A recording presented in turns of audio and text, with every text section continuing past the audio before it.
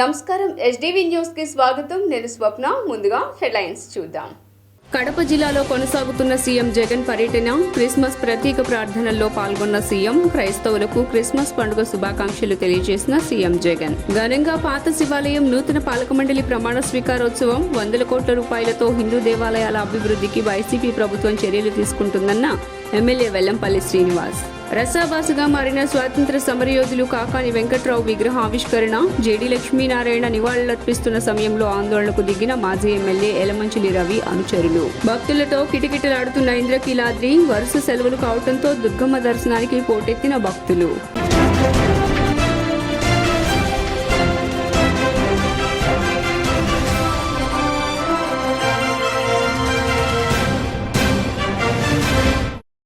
ఇక డీటెయిల్స్ చూస్తే సీఎం జగన్మోహన్ రెడ్డి 3 రోజుల కడప పర్యటనలో భాగంగా కడపలోని పులివెందుల్లో క్రిస్మస్ వేడుకల్లో పాల్గొన్నారు.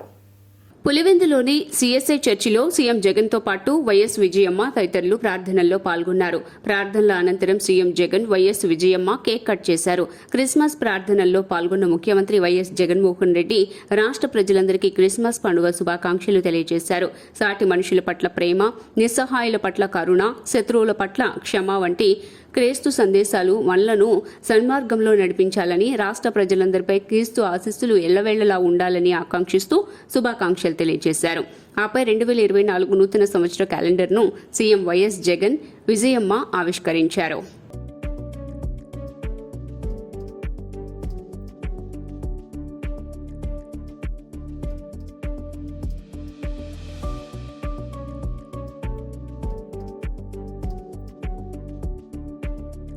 బెన్ సర్కిల్లో నిర్వహించిన స్వాతంత్ర సమరయోధుడు మాజీ మంత్రి కాకాని వెంకటరత్నం వర్ధంతి కార్యక్రమం రసాబాసుగా మారింది.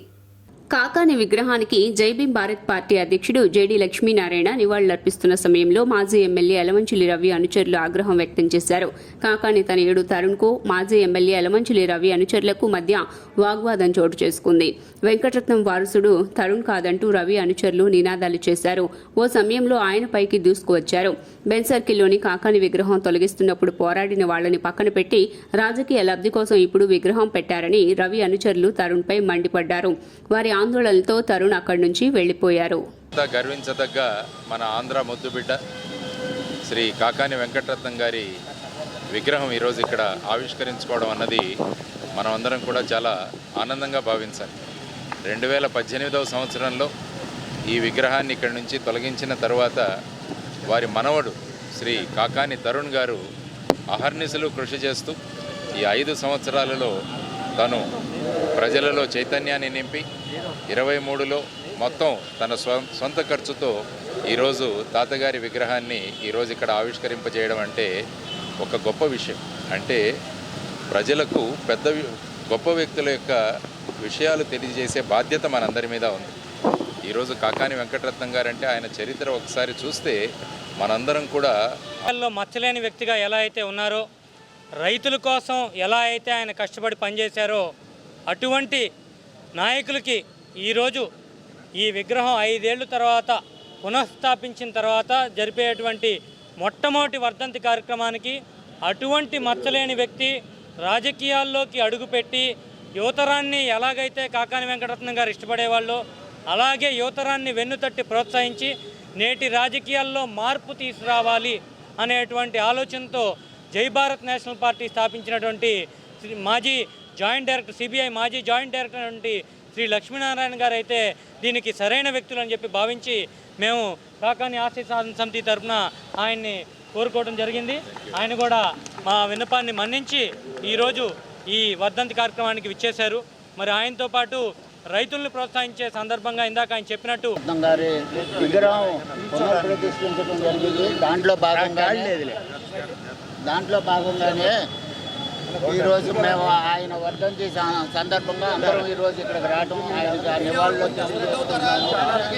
అయితే కాకాని వెంకటరత్నం గారు నాకు తెలిసి కొంచెం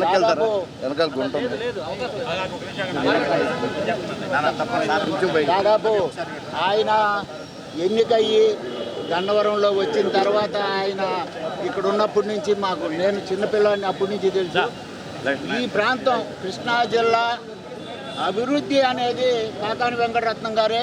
ఇంకా ఏ రాజకీయ నాయకుడు, నేను ఎమ్మెల్యే చేసి కాకాని వెంకటరత్నం గారి మనవణ్ణి, కాకాని రామ్మోహన్ రావు గారి అబ్బాయిని. నేను ముఖ్యంగా ఈ మీడియా ముందుకు ఎందుకు వస్తున్నానంటే, ఫస్ట్ ఈ విగ్రహం దాత అని రాశారు. దాని మీద విగ్రహం దాత అతను పుట్టిండడు. ఎవరెవరో చెప్తాను నేను, కొద్దిగా ప్లీజ్ ఏమనుకోకుండా వినండి.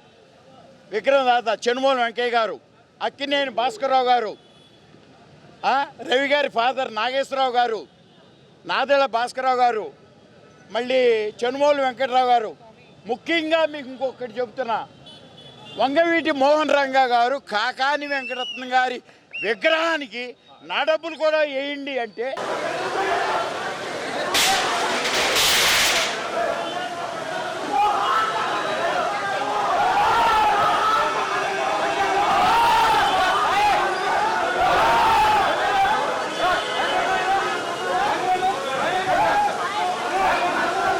వైసీపీ అధికారంలోకి వచ్చాక 4.5 ఏళ్లలో 100 కోట్లతో నియోజకవర్గంలో అభివృద్ధి చేశామని పశ్చిమ శాసనసభ్యులు వెల్లంపల్లి శ్రీనివాస్ అన్నారు. పాత శివాలయం నూతన పాలక మండలి ప్రమాణ స్వీకార కార్యక్రమానికి నియోజకవర్గ శాసనసభ్యులు వెల్లంపల్లి శ్రీనివాసరావు, నగర మేయర్ ఆయన భాగ్యలక్ష్మి, పలు డివిజన్ల కార్పొరేటర్లు ప్రముఖులు హాజరయ్యారు. పాత శివాలయం ధర్మకర్త మండలి చైర్మన్ గా బొమ్ము మధు, పాలకవర్గ సభ్యులుగా రాంపిళ్ల వాసు, పలువురు కమిటీ సభ్యులచే ఎమ్మెల్యే వెల్లంపల్లి శ్రీనివాసరావు ప్రమాణ స్వీకారం చేయించారు. ఈ సందర్భంగా ఎమ్మెల్యే వెల్లంపల్లి శ్రీనివాసరావు, నగర మేయర్ ఆయన భాగ్యలక్ష్మి మాట్లాడుతూ తాను దేవాదాయ శాఖ మంత్రిగా ఉన్న సమయంలో పాత శివాలయానికి అభివృద్ధి కోసం 1,06,00,000 రూపాయల నిధులు మంజూరు చేసి అభివృద్ధి కార్యక్రమాలకు శ్రీకారం చుట్టామని తెలిపారు. పశ్చిమ నియోజకవర్గంలోనే ప్రసిద్ధి గల దేవాలయం పాత శివాలయం. పాత శివాలయానికి నూతనంగా కమిటీని ఈరోజు ప్రమాణ స్వీకారం చేసుకోవడం జరిగింది. బొమ్మ మధు గారిని చైర్మన్గా, మిగతా వాళ్ళందరినీ కూడా సభ్యులు వేయడం జరిగింది.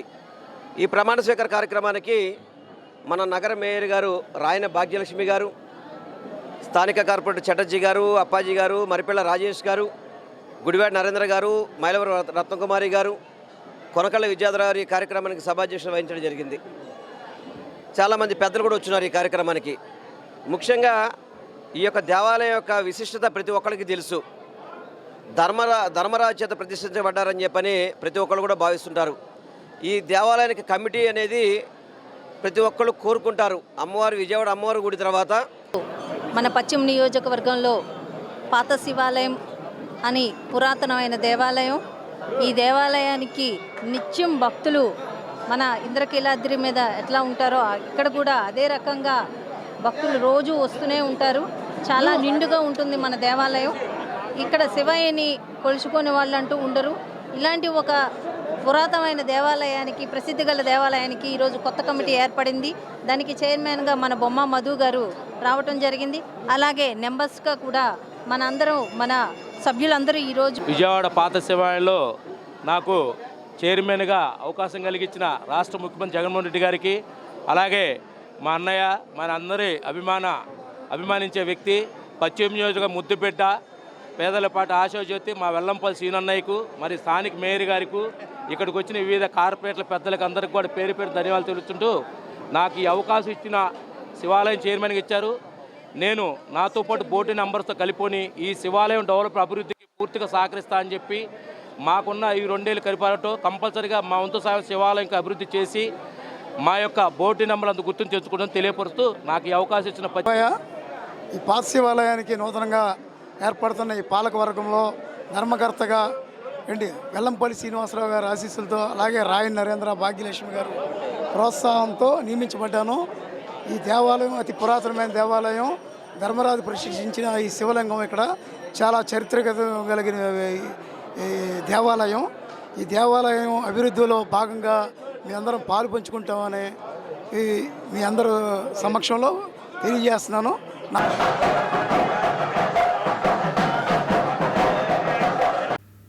దుర్గామల్లేశ్వర స్వామివారిని దర్శించుకునేందుకు వచ్చిన భక్తులతో ఇంద్రకీలాద్రి కిటకిటలాడింది. వారాంతపు సెలవులు సోమవారం కలిసి రావడంతో కుటుంబ సమేతంగా ఇంద్రకీలాద్రికి చేరుకున్నారు. 2 తెలుగు రాష్ట్రాలతో పాటు వివిధ ప్రాంతాల నుండి వచ్చిన యాత్రికులు తెల్లవారుజామునే తలనీలాలు సమర్పించుకుని మొక్కులు తీర్చుకున్నారు. అమ్మవారిని దర్శించుకునేందుకు ఇంద్రకీలాద్రిపై ఉన్న క్యూలైన్ మార్గాలు భక్తులతో కిటకిటలాడాయి. అనంతరం భక్తులు స్వామి అమ్మవార్ల దర్శనాలు, ఉచిత దర్శనానికి 3 గంటల పాటు, శీఘ్ర, అతి శీఘ్ర దర్శనానికి గంట పాటు భక్తులు క్యూలైన్లో వేచి ఉండాల్సిన పరిస్థితి నెలకొంది.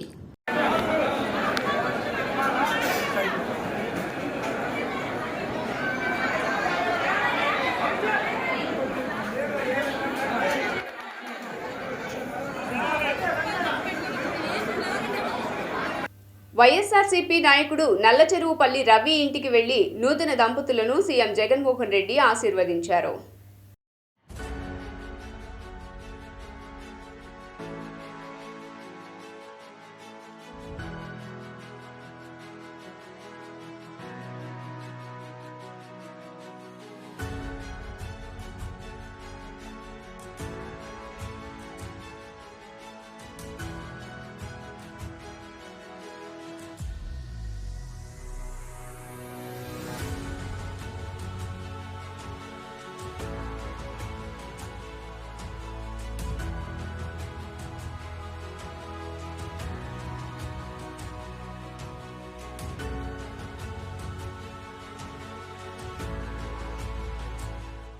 క్రిస్మస్ పండుగను ప్రపంచవ్యాప్తంగా ఉన్న క్రైస్తవులందరూ ఘనంగా జరుపుకుంటున్నారు.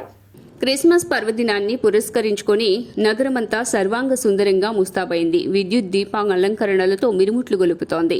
క్రిస్మస్ వేడుకలు జరుపుకోవడానికి నగరవాసులు ఘనంగా ఏర్పాట్లు చేశారు.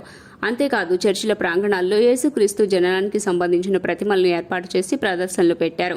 క్రిస్మస్ పర్వదినాన్ని పురస్కరించుకుని ఆదివారం అర్ధరాత్రి నుంచి క్రిస్మస్ ట్రీలు, స్టార్లతో సందడి వాతావరణం నెలకొంది. చర్చిల్లో సామూహిక ప్రార్థనలు నిర్వహించారు. ఈ సందర్భంగా యేసుక్రీస్తు బోధనలు బిషప్లు, ఫాస్టర్లు భక్తులకు దైవ సందేశాన్ని వినిపించి ఉపదేశం చేశారు. సర్వమానవాళికి రక్షించడానికి యేసుక్రీస్తు ఈ లోకంలో మానవ రూపంలో వచ్చారని అన్నారు. ప్రతి వ్యక్తి శాంతి సహనాలతో ఆయన చూపిన సన్మార్గంలో నడవాలని కోరారు.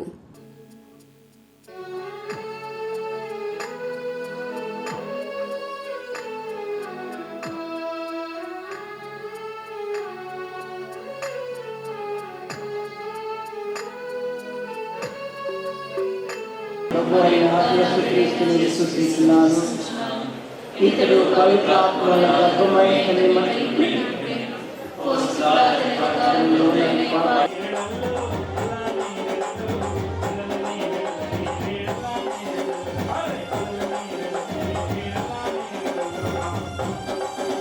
క్రిస్మస్ పండుగను పురస్కరించుకుని మాచవరంలోని సజీవ సాక్షి సమాహం సంఘం నందు క్రిస్మస్ వేడుకలు ఘనంగా నిర్వహించారు. సజీవ సాక్షి సమూహం యూత్ లైటింగ్లతో చర్చిని అలంకరించి పశువుల పాకతో పలువురిని ఆకర్షించారు. పాపులను రక్షించుటకు యేసుక్రీస్తు లోకరక్షకుడిగా పుట్టాడని విధి సువార్తగా మాచవరం సజీవ సాక్షి సమూహం చర్చి నుండి చుట్టుగుంట బిఎస్ఎన్ఎల్ వరకు కాలినడకన క్యాండిల్ నైట్ సర్వీస్ను నిర్వహించడం జరిగింది. వందలాది జనంతో వీధి సువార్త ప్రకటించారు. ఈ సందర్భంగా యారం దానియేలు క్రీస్తును ఉద్దేశించి వీధి సువార్తను ప్రకటించారు.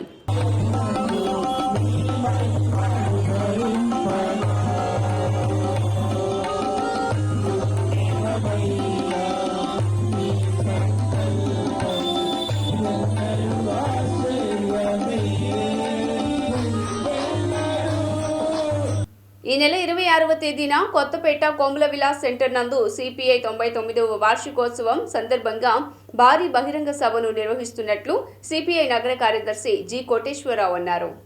ఈ నెల 26వ తేదీన సిపిఐ 99వ వార్షికోత్సవ వేడుకలు జరుగుతాయని సిపిఐ నగర కార్యదర్శి జి కోటేశ్వరరావు అన్నారు. ఈ సందర్భంగా దాసరి భవన్లో ఏర్పాటు చేసిన విలేకరుల సమావేశంలో ఆయన మాట్లాడుతూ సిపిఐ 99వ వార్షికోత్సవాన్ని పురస్కరించుకుని పాతబస్తీ కలరా ఆసుపత్రి నుండి వందలాది మందితో ప్రదర్శనగా వెళ్లి కోముల విలాస్ సెంటర్లో భారీ బహిరంగ సభ నిర్వహిస్తున్నట్లు పేర్కొన్నారు. ఈ సభలో సిపిఐ రాష్ట్ర కార్యదర్శి రామకృష్ణ తదితర ముఖ్య నేతలు పాల్గొని ప్రసంగిస్తారని తెలిపారు. ఈ కార్యక్రమానికి కమ్యూనిస్టు శ్రేణులు, ప్రజలు విరివిగా పాల్గొనాలని పిలుపునిచ్చారు.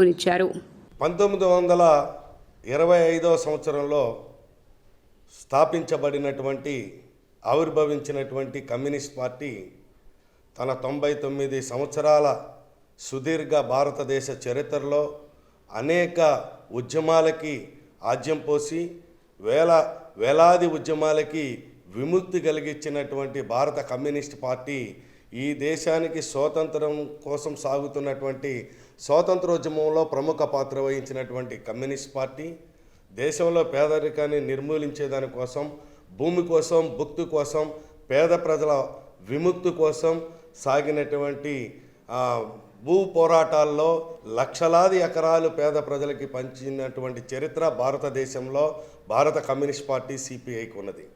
అందులో భాగంగానే రేపు ఈ నెల 26వ తారీఖున సిపిఐ 99వ వార్షికోత్సవాలు దేశవ్యాప్తంగా ఘనంగా నిర్వహించుకుంటా ఉన్నాయి.